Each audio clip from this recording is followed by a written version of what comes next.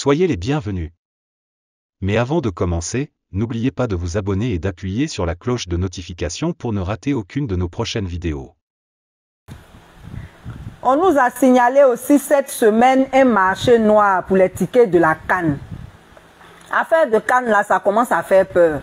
Après le scandale du stade de Bimpe, rien que pendant les matchs amicaux, déjà on a des malversations, des gens qui confisquent. Et ça, ce sont les gens de la FIFA là eux-mêmes qui font ça.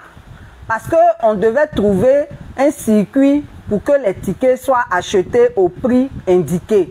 S'ils n'étaient pas complices, ces tickets-là ne se retrouveraient pas dehors en train d'être vendus plus cher. Et ça, c'est seulement pour les matchs amicaux. Quand sera-t-il de la vraie CAN? Vraiment, on est fatigué de voir la Côte d'Ivoire tout le temps humiliée par vos appétits, par votre cupidité. Il faut vraiment qu'on trouve des solutions pour ne pas que ça continue. Voilà, parce que pendant la CAN, on va recevoir beaucoup d'étrangers qui vont venir pour soutenir leurs équipes. Ce serait vraiment dommage qu'ils assistent à ce genre de pratique. Donc, on veut interpeller le futur ministre des Sports, que ce soit l'ancien qui soit reconduit. On espère qu'il ne sera pas reconduit parce qu'il n'a pas été un modèle. Mais bon, comme vous l'avez décoré, peut-être que vous allez le reconduire. Mais en tout cas, celui qui sera ministre des Sports, là, il n'a qu'à veiller à ce que véritablement ces choses-là, ces pratiques-là disparaissent. Voilà. Au Niger, depuis le 3 mars 2023, il paraît même que bien avant, mais c'est à partir du 3 mars 2023 que les plus grandes vagues sont arrivées. Il y a des migrants qui ont été expulsés de l'Algérie et on les fait passer par le Niger avant qu'ils ne puissent rejoindre leur pays. Et c'est l'OIM, l'Office international de la migration, qui organise ces départs-là. Voilà. Et donc, il se trouve que dans un premier temps, on les a mis dans un village qu'on appelle, un petit village qu'on appelle Assamaka. Et après ça, ils ont été dirigés à Agadez et à Niamey. Il se trouve que l'OIM a demandé à chaque pays de venir chercher ses ressortissants. Les Camerounais, les Gambiens, les Maliens, les Guinéens, tout le monde est venu chercher ses ressortissants et les convois continuent. Il se trouve que les Ivoiriens sont laissés pour compte.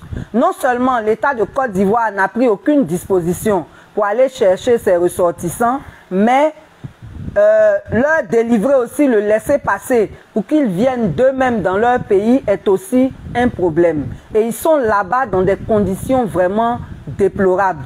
Ils ont même fait une marche le 2 juin dernier, mais l'État de Côte d'Ivoire continue d'être sourd. Normalement, les laissés-passer doivent être délivrés par le consulat. C'est-à-dire qu'on prend leurs pièces pour une vérification, pour voir s'ils sont vraiment ivoiriens, et puis on leur donne le laisser-passer. Il se trouve qu'au lieu que ce soit le consulat qui est au Niger qui délivre ces laissés-passer là, on vient avec les pièces en Côte d'Ivoire.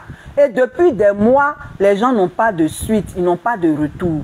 Donc si vous ne voulez pas venir les chercher, au moins donnez-leur les laisser passer pour qu'ils puissent rentrer chez eux. C'est la moindre des choses. Donc on veut interpeller le ministère en charge de l'intégration africaine, des affaires étrangères, de prendre ses responsabilités. S'il y a une direction là-bas qui est chargée de la diaspora ou des migrants, en tout cas qu'elle prenne ses responsabilités parce que c'est pas bon pour l'image de notre pays que nos frères soient abandonnés ainsi alors que les autres pays viennent chercher leurs ressortissants.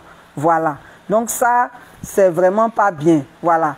Le 7e point que nous allons aborder concerne les souscripteurs de KDS. Vous savez que depuis avril 2023, le ministère des Transports a décidé que les entreprises privées de VTC arrêtent avec les nouvelles souscriptions. Mais ce qui avait été arrêté, c'est que le capital des nouveaux souscripteurs soit remboursé et que les RSI, les retours sur investissement des anciens soient payés. Et dans la ville, nous tous on voit les voitures de KTS circuler, on voit les voitures de Sotoc circuler. Il y a certains qui malheureusement ont carrément disparu avec l'argent des souscripteurs. Donc il se trouve que le jeudi 12 octobre dernier, les souscripteurs, certains souscripteurs de KDS se sont rendus dans les locaux de KDS pour réclamer leur argent. Ils ont été violentés, vous avez vu les vidéos sur le net, ils ont été violentés, ils ont été arrêtés et aujourd'hui ils sont incarcérés. Ce que nous voulons dénoncer ici, c'est la manière dont les choses se sont passées. Un, ils n'ont pas troublé l'ordre public. Là où ils ont signé leur contrat, là, c'est là-bas ils sont allés exiger leur argent. Et on leur sort que c'est le domicile du responsable de KDS. Mais si c'est à son domicile qu'il a fait signer les contrats, où est-ce que vous voulez qu'ils aillent réclamer leur argent? Ça, c'est le premier problème. Le second problème, c'est que le préfet de la préfecture d'Abidjan, là, il est devenu maintenant celui qui piège les gens pour les faire emprisonner. Comme ça s'est passé pour ma deuxième incarcération, on les appelle, on leur dit de venir pour discuter, pour trouver un terrain d'entente et on les retient. Hein? Depuis vendredi, on les retient. Lundi, on les conduit au parquet et on les défère. On a déféré 15 personnes hier. Il y avait parmi eux une nourrice, un vieux de 70 ans, simplement parce qu'ils ont demandé leur argent. Quand on vous dit qu'on n'est pas dans un état de droit, vous pensez que c'est de la politique qu'on fait. Tous les jours, il y a des faits qui le prouvent. On n'a pas besoin de mettre quelqu'un en prison pour ça. KDS leur doit. Là où ils ont signé leur contrat, là, c'est là-bas ils sont allés demander leur argent, sans palabre. Du matin jusqu'à 21 h, on a dit qu'on allait les recevoir, ils attendaient. On les a pas reçus, on les violente. On leur demande le lendemain d'aller à la préfecture pour négocier. Ils s'en vont calmement, on les garde. Et aujourd'hui, ils sont déférés. Voilà le pays dans lequel nous sommes. Nous voulons interpeller le procureur de la République parce que ce sont des choses qui n'honorent pas notre pays. Libérer ces pauvres souscripteurs et trouver une solution pour qu'ils aient leur argent. Parce que c'est l'État de Côte d'Ivoire qui a permis à ces sociétés-là de mener leurs activités. C'est pour ça que les gens sont allés souscrire. Donc si finalement ces activités ont été suspendues, il faut que ce qui a été arrêté pendant la suspension soit respecté. Et ce n'est pas le cas. Il y en a même qui ont déjà disparu avec l'argent des souscripteurs. Donc vraiment, on veut interpeller le procureur de la République pour que ces souscripteurs-là, qui n'ont rien fait, soient libérés purement et simplement. Voilà. Poursuivez ceux qui ont pris leur argent là. C'est de ça qu'il s'agit. Merci. Bon, on a eu aussi des plaintes de retraités. Je veux saluer au passage M. Assaré qui est venu spécialement de Tanda pour nous faire part de cette situation. Il est retraité depuis 1999. Les retraités avaient bénéficié d'une revalorisation de pension en août 2022 après le discours du chef de l'État. Il se trouve que les retraités du privé ont effectivement bénéficié de cela avec la CNPS, mais ceux du public, donc avec la CEGRAE, jusqu'à aujourd'hui, n'ont constaté aucune augmentation sur leur pension. On veut donc interpeller les responsables de la CEGRAE, les responsables du Trésor, Monsieur le Premier ministre, le ministre en charge de l'emploi, pour dire que ça fait 2 poids 2 mesures, c'est pas normal. Si on a augmenté les pensions de retraite, là, c'est tous les retraités qui doivent en bénéficier, un point, un trait. Il n'est pas question qu'il en soit ainsi. Donc on leur doit, depuis août que la décision a été prise là, il faut qu'on leur fasse leur rappel et qu'on rétablisse leur pension telle qu'elle devait être. Voilà. Donc, on nous a signalé aussi, et ça, on vous l'avait déjà dit dans nos anciens directs, les banques là fatiguent trop les usagers. Pour avoir une carte magnétique, moi, il ne fait pas de publicité d'Ecobank, je ne connais pas les responsables d'Ecobank, mais je vous dis que si vous allez à Ecobank là, vous vous asseyez et puis on vous donne votre carte magnétique. Mais dans les autres banques là, c'est un parcours du combattant. Alors que ce n'est pas tout le monde qui a le temps d'aller faire les rangs dans les banques. Les guichets là, c'est vraiment pratique. Mais pour délivrer une carte magnétique à quelqu'un là, c'est compliqué dans les autres banques. Et il y a un qui nous a saisi pour dire que à NCA Bank, ça fait des mois qu'on ne lui a pas donné sa carte magnétique. Finalement, on lui remet sa carte, mais on lui fait 2 prélèvements. Et pour se faire rembourser, c'est tout un problème. Vraiment, il faut faciliter la vie de vos clients parce qu'il y a la concurrence.